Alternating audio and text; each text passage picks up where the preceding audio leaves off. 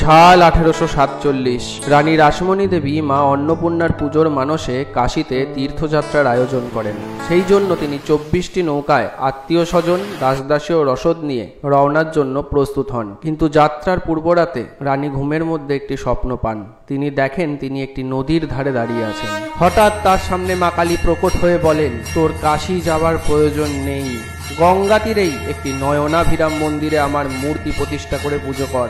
সেই মূর্তিতে আমি আবির্ভূত হয়েই পূজা গ্রহণ করব।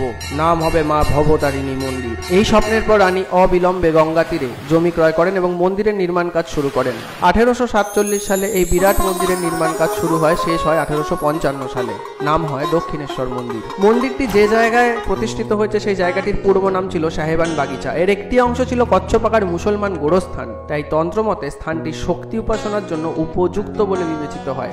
1855 সালের 31শে মে স্নানযাত্রার দিন মহাসমরয় মন্দিরের প্রতিষ্ঠা করা হয়। মন্দিরের প্রধান পুরোহিত রূপে নিয়োজিত হন রামকুমার চট্টোপাধ্যায়। তার সাথে আসেন তার ছোট ভাই গদাধর বা গদাই, পরবর্তীকালে যিনি রামকৃষ্ণ পরমহংসদেব রূপে পরিচিতি পেয়েছেন। মন্দির প্রতিষ্ঠিত হবার পরের বছর রামকুমার দেহত্যাগ করেন। তখন শ্রী রামকৃষ্ণ মন্দিরের প্রধান পুরোহিতের জন্য নিয়োজিত হন। এই সময় থেকে 1886 পর্যন্ত প্রায় 30 বছর শ্রীরামকৃষ্ণ এই মন্দিরে অবস্থান করেন এবং এই মন্দির গোটা বিশ্বে পরিচয় পায় দক্ষিণেশ্বর মন্দির রূপে। জয় মা কালী।